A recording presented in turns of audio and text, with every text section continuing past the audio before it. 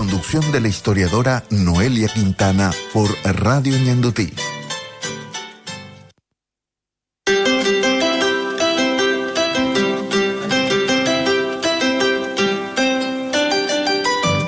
Bueno, y estamos aquí de vuelta después de este breve instante de pausa.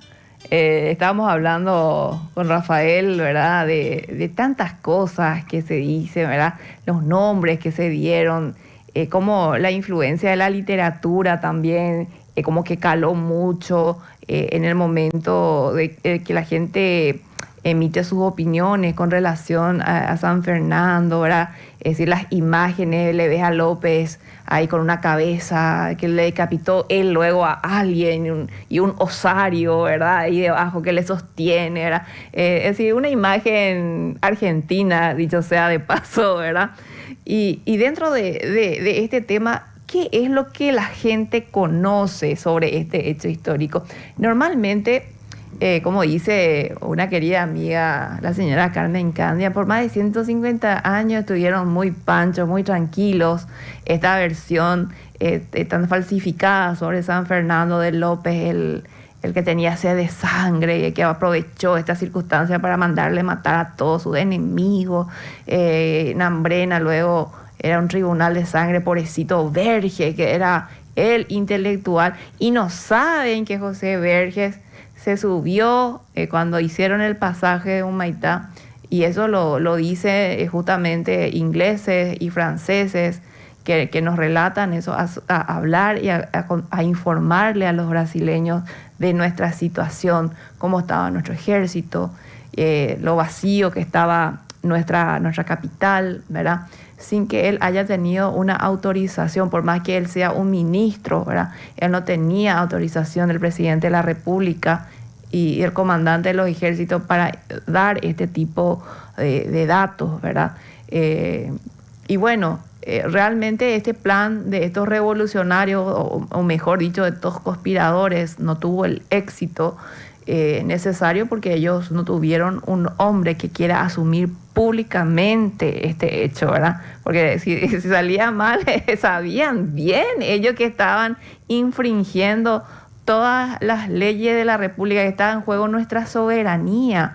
Es más, cuando López le manda a llamar a su hermano, cuando estaba hacia el Chaco en la parte de Seibo, ¿verdad? Y esto lo relata Juan Crisóstomo Centurión, porque justamente en el capítulo que a mí me corresponde, yo utilicé fuentes como Juan Crisóstomo Centurión, al padre Fidel Maíz, a Resquín, al coronel Aveiro, ¿verdad? Es decir, son personas que no pueden decir que están divagando o que están mintiendo, ¿verdad?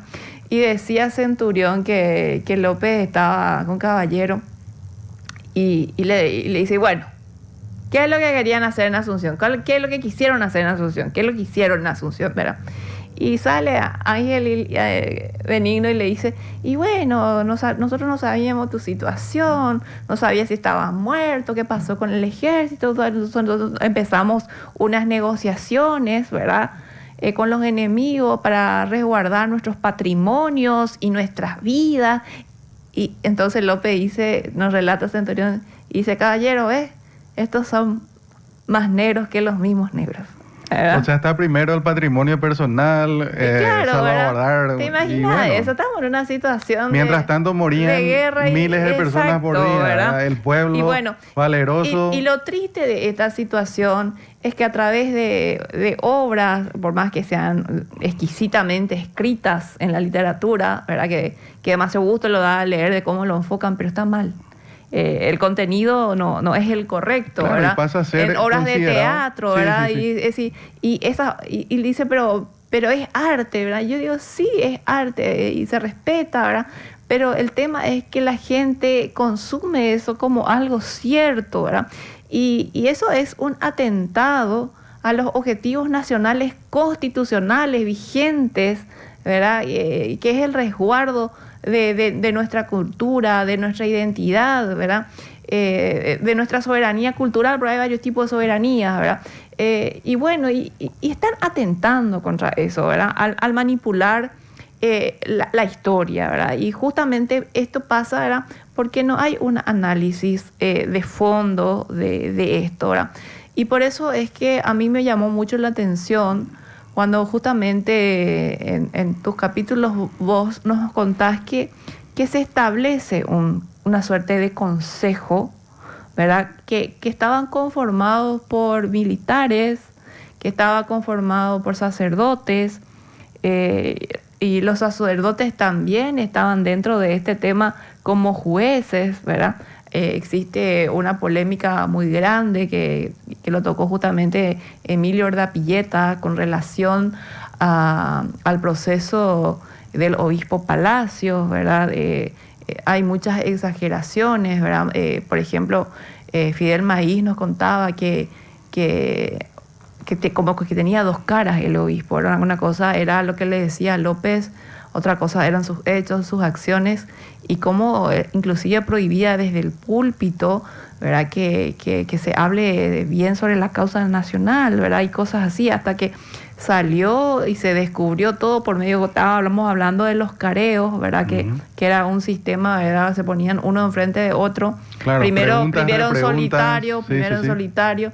Y bueno, y hay mucha queja, ¿verdad? Por ejemplo, dicen no que como Ángel Benigno pasó varias veces por el cepo Uruguayana, ¿verdad? Y hay que ir mostrando, ¿verdad? Que esos 600 cadáveres que hablan los argentinos, ¿verdad? Eso no tiene nada que ver con el proceso real, con los testigos que cuentan cuántas personas fueron procesadas, cuántas personas fueron arrestadas, porque no es lo mismo, si no podrías explicar esto, ser condenado que ser ajusticiado. Claro, el tema de estos careos, de estas comisiones, si mal no recuerdo, fueron 6 comisiones. Cinco comisiones las que se establecieron, preferentemente para una mejor administración de justicia, ¿verdad? Porque cada comisión trataba específicamente ciertos casos, ¿verdad? Y decían, bueno, en una comisión, por ejemplo, nosotros le vamos a juzgar a este tipo de gente, Claro. ¿verdad? Esto, Sí. bueno, a esta gente, los sacerdotes, Militares. ellos querían hacer una suerte de Civiles, claro. También hay que hacer una diferencia. Por ejemplo, la Constitución y el Estatuto Provisorio es para todos. Entonces, esto es genérico. ¿Y qué dicen con relación a eso? ¿Estaba habilitado la pena capital? Si no estaban en contradicción. No, totalmente. La pena capital, la pena de muerte está establecida taxativamente en el Estatuto Provisorio y en la Constitución de 1844. En donde hay cierto dilema es en la utilización del tormento durante los procesos. ¿Pero a qué se entiende por tormento? Tormento es ponerle a un tipo en grillete. Y son apremios físicos, por decir lo mínimo, ¿verdad? Es como que el tema del tormento es que en esto es donde muchos gritan, ¿verdad? Al decir, Y también ¿cómo? exageran. Claro, y la también exageración. hay exageraciones. Y el tormento judicial inclusive era considerado en la época como algo hasta usual, te diría, porque se consideraba que la utilización de un tormento era para tener una declaración del acusado, ¿verdad?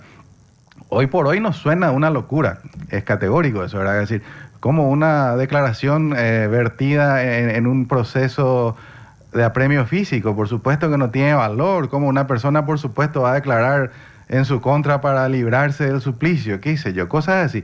Pero el tormento judicial estaba vigente en las leyes de las partidas, lo siento mucho, era la ley, ¿verdad? Nos bueno, puede no gustar, podemos discutir, claro, pero está ahí, ¿verdad? Quiero hacer una aclaración, discúlpame la interrupción, querido doctor, ¿verdad? El tema, la gente quiere saber cómo la literatura afecta a la historia, ¿verdad? Sí. No es ninguna exageración decir que de repente las personas que escriben sobre hechos históricos, no la literatura total, estamos hablando de una literatura con énfasis a lo histórico, ¿verdad? Acá en Paraguay nosotros no tenemos la culpa de que se haya impuesto por más de 150 años la versión de los vencedores y que eso se haya interiorizado tanto, que haya pasado a otras expresiones del arte, ¿verdad? Puede ser cuento, puede ser una novela, puede ser una obra de teatro, donde está impregnado esa versión que no es una verdad histórica. Y por supuesto que el impacto a una masa va a afectar en su percepción sobre un hecho histórico.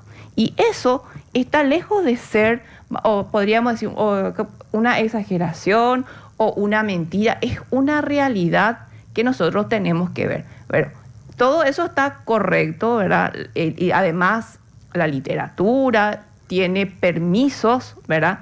Que la historia no tiene, como ficcionar, ¿verdad? Entonces, lo que hay que entender es que la literatura puede ficcionar, puede meter personajes que no existieron, situaciones que no existieron, ¿verdad? Pero eso no es real. Para eso están luego los libros científicos en la historia, ¿verdad? Entonces, con relación a este tema que yo te estaba consultando, entonces categóricamente no estaban en una línea de contradicción, entonces este tema de establecer una pena capital contra gente traidora, contra gente que hizo movimientos en contra de la patria, porque hay que entender también que la conspiración no era solamente matarle a López. La gente cree y reduce eso a la figura del mariscal, que era solamente un atentado contra su vida. Obviamente que en la conspiración en el año 1869 sí fue directamente a su vida, ¿verdad? Pero en estas conspiraciones que se desarrollaron a partir del año 1866 y que tuvo un pico máximo en 1868, cuando López puede engranar todo eso y darse cuenta de esta situación. Estábamos hablando de que los enemigos entraron a nuestro territorio y que consecuencia de eso fueron todo lo que fue Itaibate, la campaña